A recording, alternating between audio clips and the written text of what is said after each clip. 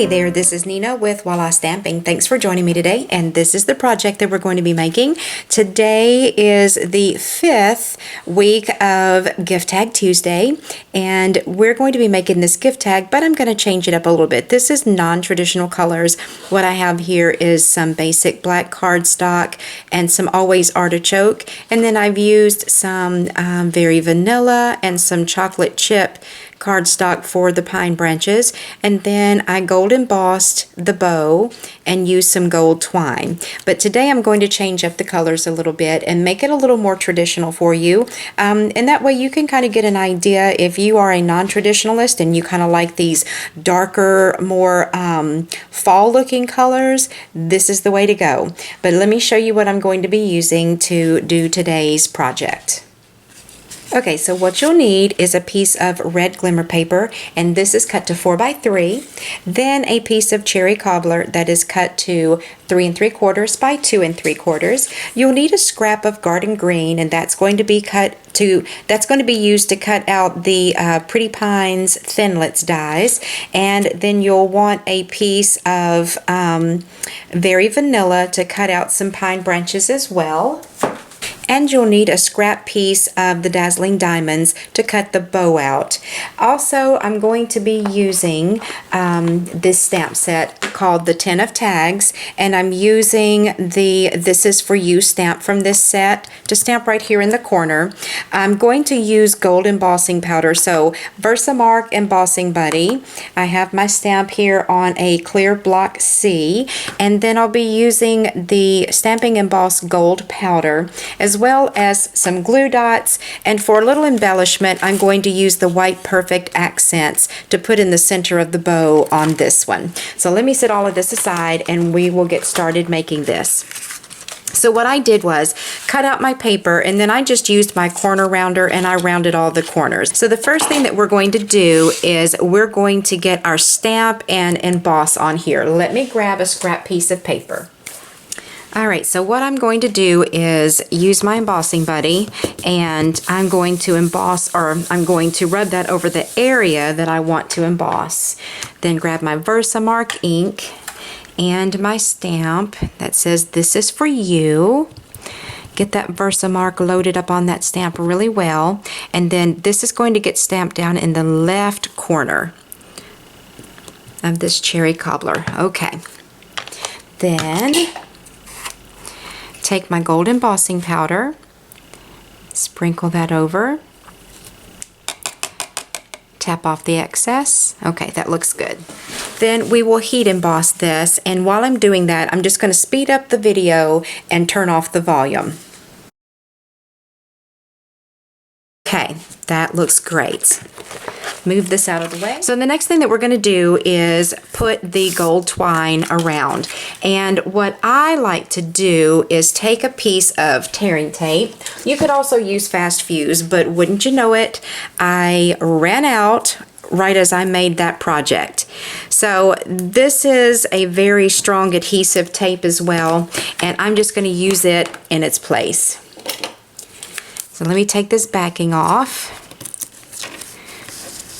Okay, then get my gold twine, and a little trick. Any of you that have some of the gold or any of the twine that Stampin' Up! Makes, a lot of times if you don't do this little tip, it will unravel on you, especially the metallic ones. So what I do is I take a pair of scissors and I just cut a little snip into that, and when I'm not using my twine, I wrap it around and pull that twine down into that little snip that I taken out, and that way it holds it in place and it doesn't get all unraveled and go crazy in my package. So that's a little Tuesday tip for you. So what I do then is I just take my twine and I stick it down into that adhesive, and then I wrap it around about 3 times. Okay. Then when I get done, I just push all of those pieces of twine. I'm sorry, I'm off camera. When I get done wrapping that, I push all of those pieces of twine down into that adhesive so that they stay stuck. Then I'm going to wrap this back around and run that through my little snip that I've taken out to hold that in place. Okay, so I've got that done. Now what I want to do is kind of maneuver my twine so that they all crisscross kind of over here toward the right hand side. Okay, next I'm going to use some glue dots, and I love using glue dots. I use them on so many projects because they're quick and efficient way to get something adhered, and especially when you're using any kind of our glimmer papers. That is glitter that's on top of that, and you know glitter is not the easiest thing to make something stick to. So I use the glue dots because they're a good adhesive and they're kind of squishy a little bit, so when I press that down into that red glimmer paper, those glue dots are going to grab hold of all that glitter and make this stay in place. So just rub your bone folder over there if you want to, or just press with your fingers. Okay, so this part is done. Now I have already cut out the pieces that I'm going to be using.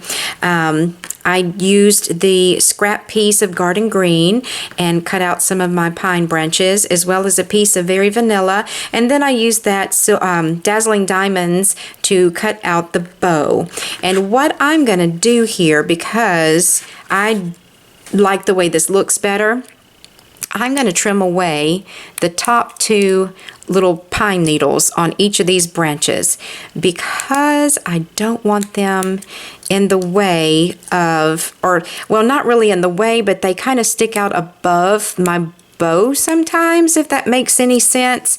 That's what I did on this, and that way all of the pine needles are below the loops on the bow, and none of them are out to the side of the loops on the bow. I don't even know if any of that makes sense, and if it doesn't, you don't have to do this step. I just did it because I like the way it looked. So bring my glue dots in again, and that's how I layer all of my pine branches. Just one or two at a time. I put that glue dot down, and I'm taking the longer of them and kind of put it so that it sort of crosses over the top of my stamp just a little bit. Another glue dot. And I just keep layering them just like this until I get the look that I want.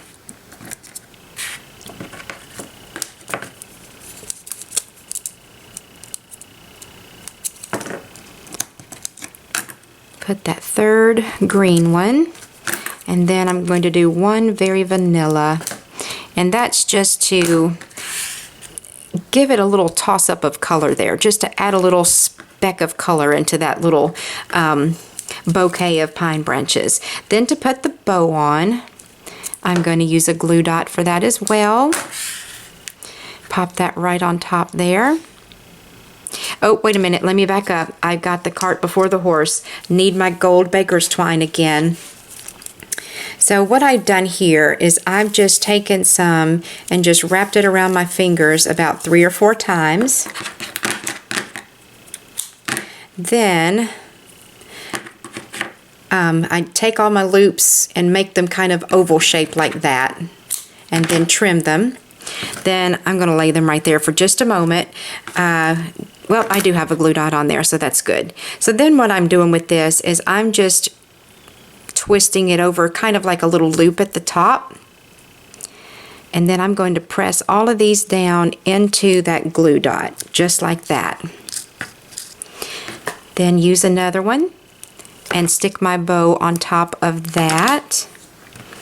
Here's my bow.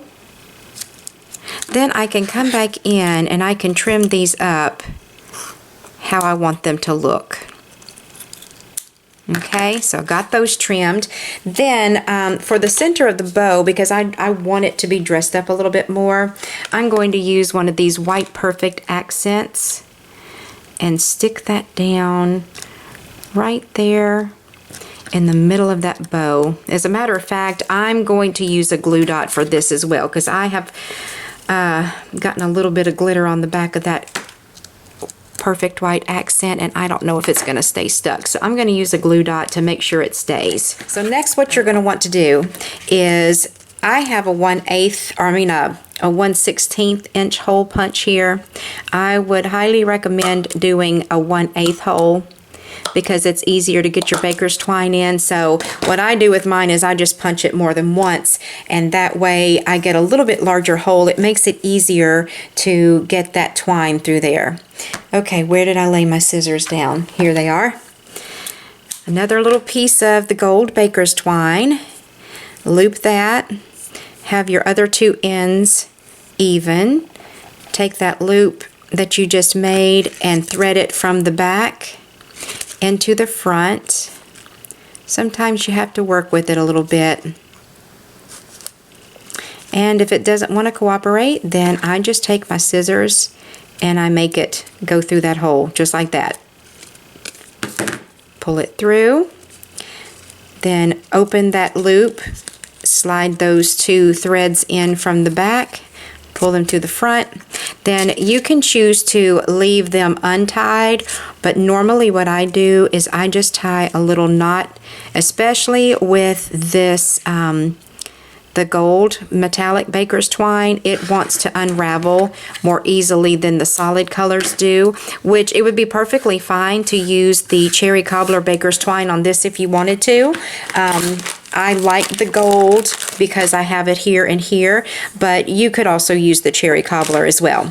So here are the two gift tags, and like I said, this is a little more traditional in color. This is not so traditional. If you hop on over to my website, you will have a instructional sheet there that you can print off that will give you the measurements and a list of all of the items needed to create this. If you are in need of purchasing any of the items, there is a link below the video. It will take you directly to my online store where you can purchase the products to recreate this tag. So I hope that you have enjoyed the video today, and I will talk to you guys soon.